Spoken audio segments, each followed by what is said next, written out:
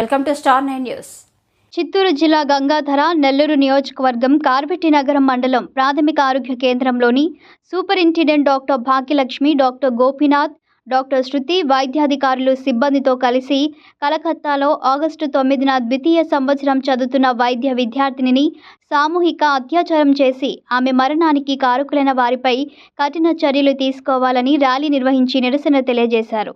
ఈ సందర్భంగా డాక్టర్ యూసఫ్ మాట్లాడుతూ వైద్య విద్యార్థిని మరణముపై సమగ్ర విచారణ జరిపి నిందితులపై కఠిన చర్యలు తీసుకోవాలని, చట్టాలు చేస్తున్న ప్రభుత్వాలు న్యాయం జరిగేలా చూడాలని, శాంతికి చిహ్నమైన మేము ధరించే తెల్లకోటు ఎర్రగా మారుతున్నాయని, విధులలో ఉండాల్సిన మేము రోడ్లపైకి రావాల్సిన దుస్థితి ఏర్పడిందని, పునరావృతం కాకుండా కట్టుదిట్టమైన చర్యలు తీసుకోవాలని, అలాగే ప్రజలలో కూడా మార్పు రావాలని కోరారు. ఈ కార్యక్రమంలో డాక్టర్లు, స్టాఫ్ నర్సులు, ఏఎన్ఎంలు సిబ్బంది పాల్గొన్నారు.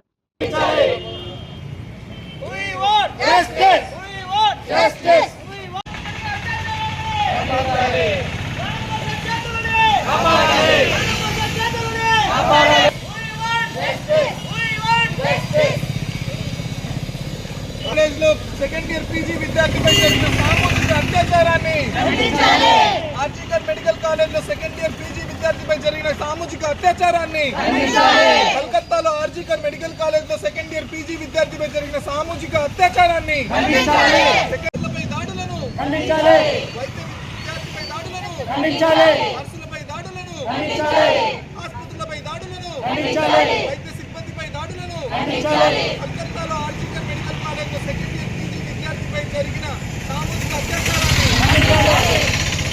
ఇక్కడ మనం డాక్టర్లు ప్లస్ వైద్య సిబ్బంది అందరూ ఎందుకు తెలియజేస్తున్నామంటే, ఆగస్టు 9వ తేదీ కలకత్తా నగరంలో ఆర్జికర్ మెడికల్ కాలేజ్లో సెకండ్ ఇయర్ ఊపిరితిత్తుల విభాగంలో సెకండ్ ఇయర్ పీజీ చదువుతున్న ఒక వైద్య డాక్టర్పై సామూహిక అత్యాచారం అనేది జరగడం జరిగింది.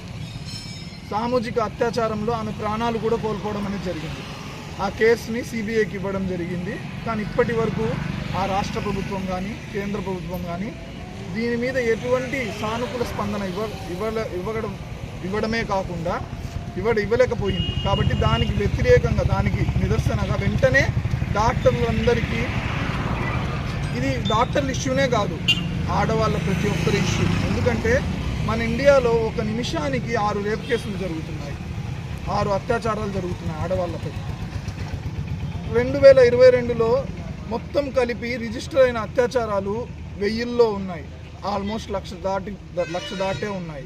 కానీ ఎవరికి న్యాయం అనేది జరగట్లేదు. అర్థమైందా? ఏదో ఒక కేసు వచ్చి వెంటనే దాన్ని ప్రొటెస్ట్ చేశాము, దాన్ని మళ్ళీ మర్చిపోవడం కాదు.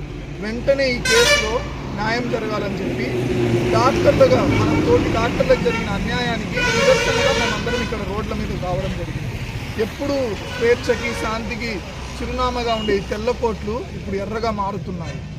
డాక్టర్లు తెల్లకోట్లు వేసుకొని శాంతిగా ఆసుపత్రుల్లో డ్యూటీ చేసుకుంటా ఉంటే ఆ డ్యూటీని భగ్నం కలిగిస్తూ రోడ్ల మీద వచ్చి నిదర్శన తెలియజేయాల్సి వస్తూ ఉంది. వెంటనే ఏదైతే డాక్టర్ పీజీ విద్యార్థిపై జరిగిన అత్యాచారాన్ని, ఆ రేప్ కేసులో ఆమె ప్రాణమే కోల్పోయింది, ఆమె విముక్తి చెందింది. ఆమెను వెంటనే ఒక ప్రత్యేక చట్టాన్ని తీసుకొచ్చి వెంటనే దాన్ని తీవ్రంగా ఖండిస్తూ న్యాయం జరగాలని చెప్పి కోరుకుంటున్నాము. ఇంకోటి, ఇలాంటివి ఎప్పుడు జరగకూడదని తీవ్రంగా ప్రత్యేక రూల్స్, రెగ్యులేషన్స్ తేవాలి. అండ్ చట్టాలు వచ్చినప్పటికీ జనాల్లో కూడా ఈ మార్పు అనేది ఖచ్చితంగా రావాలి. చట్టాలు ఎన్నో ఉన్నాయి. 12 సంవత్సరాల క్రితము నిర్భయ చట్టం తీసుకొచ్చారు. నిర్భయ కేసు జరిగింది. 2002లో బిల్కస్ బాను కేసు జరిగింది.